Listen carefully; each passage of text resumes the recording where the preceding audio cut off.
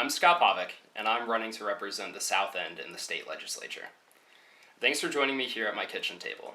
I wanted to take this opportunity to tell you a little bit more about myself, why I want to run, and why I love Vermont. I think the best place to start is that I wasn't always a Vermonter.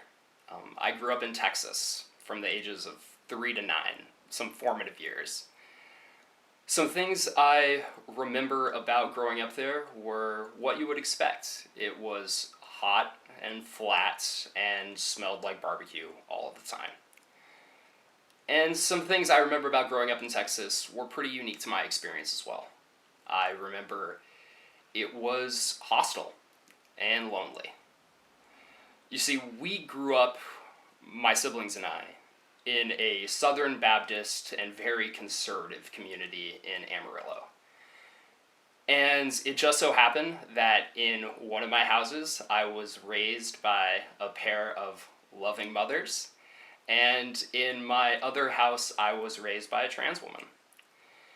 And we were noticed. My parents did not take it upon themselves to hide their identities or who they were as people. And because of that, from an early age, I experienced receiving hate simply for being different. Or not for being different, but for being ourselves, for being who we were. For the fact that I had many loving parents, 3 mothers. I was treated differently. And I can remember things like being treated differently at school by teachers, to being harassed on the road, where people would just hurl vile insults simply because of who was in the car. And it was the kind of place where kids couldn't come over to my house, but I was allowed to go over for sleepovers only on Saturday nights, just so I could go to church the next morning to learn about how my parents were going to hell. It wasn't the happiest of times. And that changed.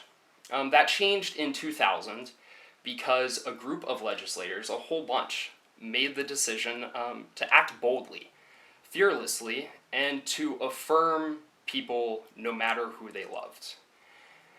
And in 2000, the legislature passed civil union legislation, which recognized that my parents should enjoy the same rights and benefits that other loving couples should enjoy. And although my mom explained it to me at the time with a visit to the Ben & Jerry's website that we were leaving Texas behind to go get better ice cream, I learned pretty quickly that we were going to a different community to find people who were like us and who would like us. And that happens.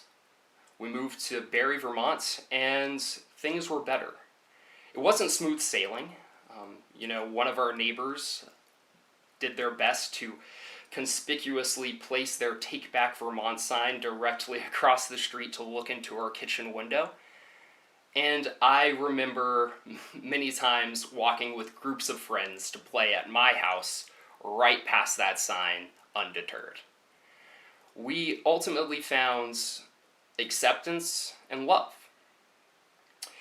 And that's when Vermont became home.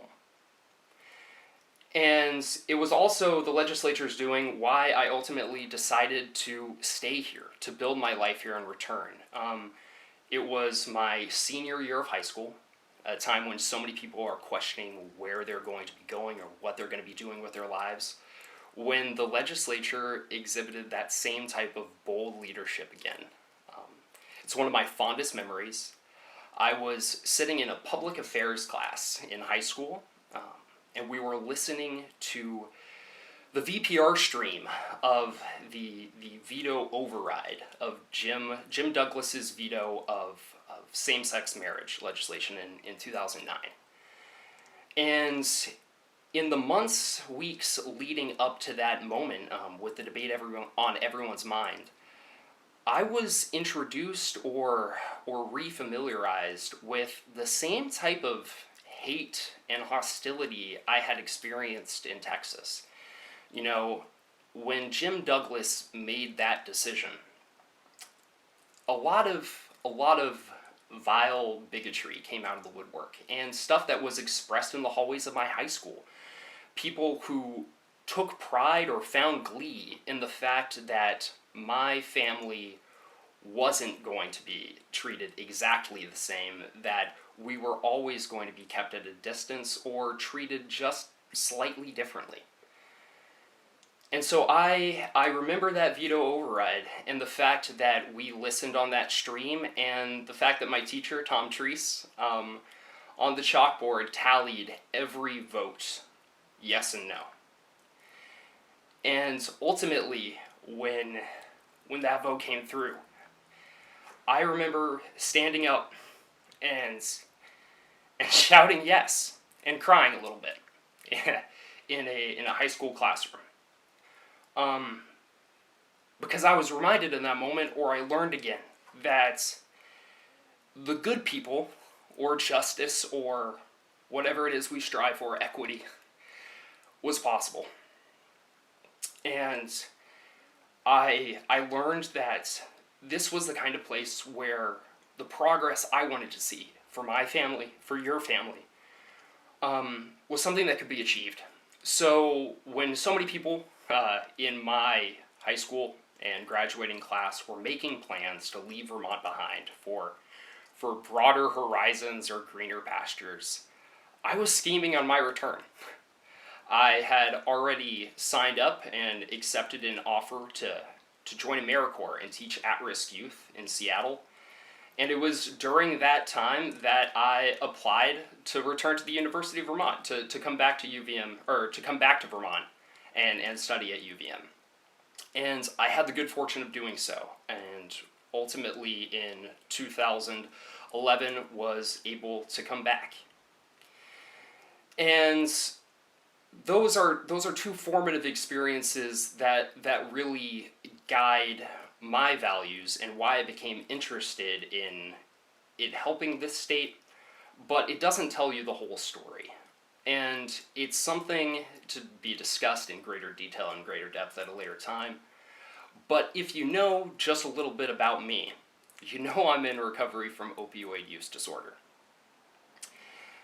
And that is something that was going on throughout my life, throughout that time, throughout that veto override is something I was dealing with, and something I dealt with at UVM, and ultimately caused me, or led me, to leave school, and to find myself estranged from my family, separated from everyone I knew, living in Tucson, Arizona, alone by myself, waiting to die.